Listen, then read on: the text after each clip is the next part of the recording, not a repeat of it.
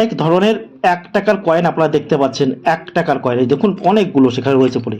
এই এক টাকা কয়েনের মধ্যে এমন এমন কয়েন আছে যেগুলো কিন্তু দাম খুব অনেক টাকা, যেগুলো আপনারা অনেকে জানেন বা জানেন না। একটা কয়েন, প্রথমে একটা কয়েন আমি তুলে নিই।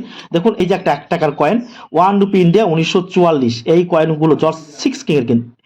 এই কয়েনগুলো এমন কোনো লোকের কাছে নেই যে প্রত্যেকের কাছে কিন্তু এই ধরনের কয়েন পাওয়া যায়, কম বেশি পাওয়া যায়। এখন 1944 সালের এই এক টাকার কয়েন কি খুব দামি কয়েন? অনেকে আমার কাছে জিজ্ঞাসা করছিলেন। আর এই কয়েন সম্পর্কে আরো কিছু বলবো, সে বলার আগে অবশ্যই আমার চ্যানেলটা সাবস্ক্রাইব করবেন। আপনারা দেখছিলেন বেঙ্গলি বয় প্রকাশ। এই এক টাকার কয়েনের মধ্যে কোন কয়েনটা, 1944 সালের এই কয়েনগুলো কিন্তু কমন ক্যাটাগরির কয়েন, এগুলো কিন্তু দাম নেই, এগুলো দাম খুবই কম।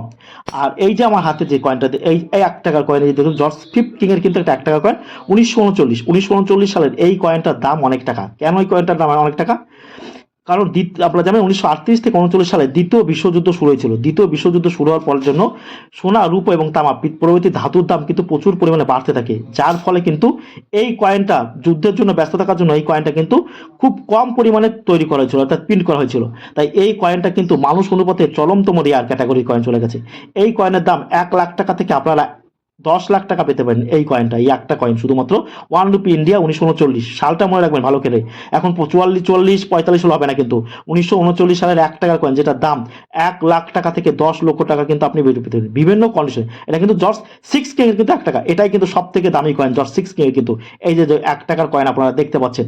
আবার এই যে কিছু কয়েন রয়েছে, যেমন এই কয়েনটা যদি আপনারা বলেন 1940 সালে, এটা কি দামি? না, এটা কিন্তু দামি না, এগুলো কমন ক্যাটাগরি। এগুলো 300, 400, 500, 600 টাকা প্রতি পিস বিক্রি হয়। তেমনি এই কয়েনটা কিন্তু দামি। আর 1938 সালের ওই এই কয়েনটাও কিন্তু দামি আছে, 1938 আর 1939। সব থেকে 1939 সালের কয়েনটা সব থেকে বেশি দামি।